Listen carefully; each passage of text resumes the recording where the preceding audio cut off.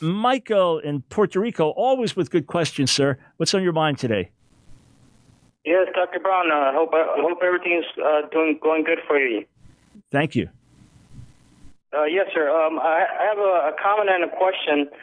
If you do a verse-by-verse comparison, let's say with the Brenton's LXX versus any standard Bible based on the Masoretic, certain verses that refer to judgment, they have a positive redaction in the Masoretic text. And I just wanted to comment that, Christians reading the Masoretic text would probably lean more towards a dominion theology, if they thought of themselves as Israel, at least analogically, that they're the Israel of the church age. So they would lean towards a dominion theology if they read the Masoretic. But if they read the LXX, they would probably lean towards a remnant theology. So I was wondering what your views were on that, and do you think that the LXX has some authoritative readings that could be used in the Bible? All right, a fascinating question, Michael.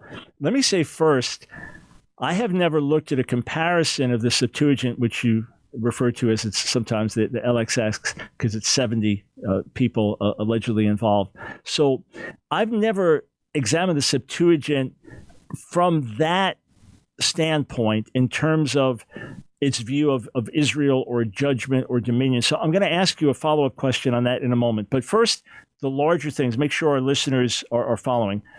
The Hebrew scriptures given in Hebrew originally, there are a few passages in Aramaic. There are two words in Genesis 31 in Aramaic. There's one verse, Jeremiah 10:11, where the verse is in Aramaic. There's some sections in Ezra and Nehemiah in Aramaic. And then in the book of Daniel, chapter 2, verse 4 to chapter 7, verse 28 is in Aramaic. The rest of it is in Hebrew. So we know as originally given, it was given in Hebrew and then a little bit in Aramaic. And we know the Septuagint is a later translation.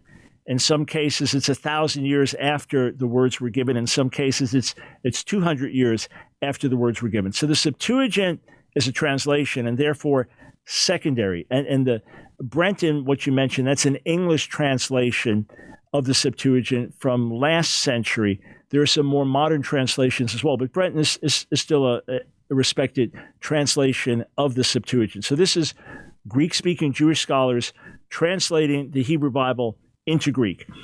Does it have authority? Well, the early church, the Greek-speaking early church, used it as their Bible.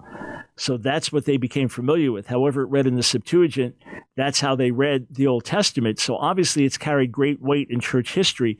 Here's, though, where it can actually have authority.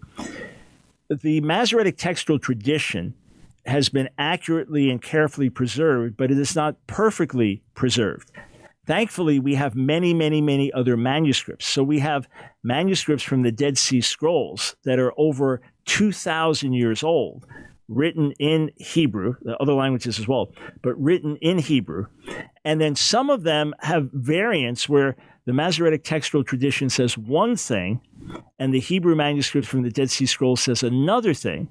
And in some of those cases, what's written there is in complete agreement with what the Septuagint says. In other words, the Septuagint preserves the more accurate understanding of the Hebrew there. One little example would be 1 Samuel chapter 2, that it mentions of the Masoretic tradition 3 bulls. But the Septuagint and Dead Sea Scrolls read a 3-year-old bull. And then you read on in the text and it mentions sacrificing the bull, which is the 3-year-old bull, as opposed to sacrificing the bulls.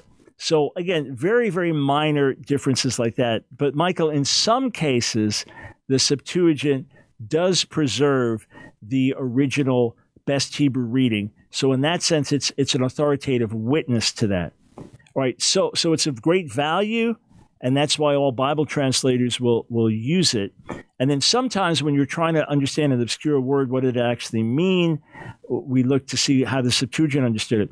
But can you give me one prominent example where you feel there's a clear distinction in the subject you're discussing between the Hebrew and the Greek?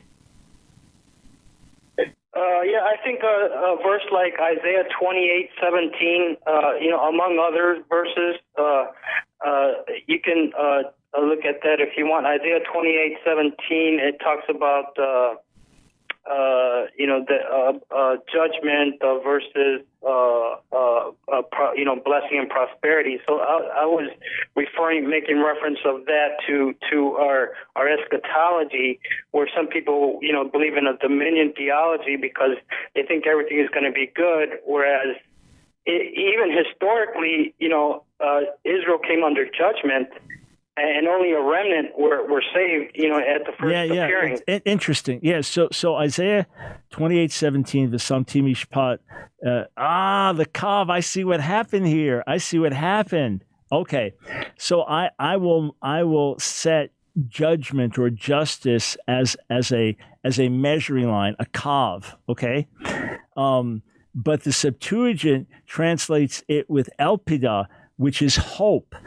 What happened is the root kof vav with a hey after that, kava is to wait, tikva, all right? Tikva is, everyone knows that the Israeli national anthem is the hope from the same root. So the Septuagint translators mistook kav, which is line, for something related to hope, which would be a similar root.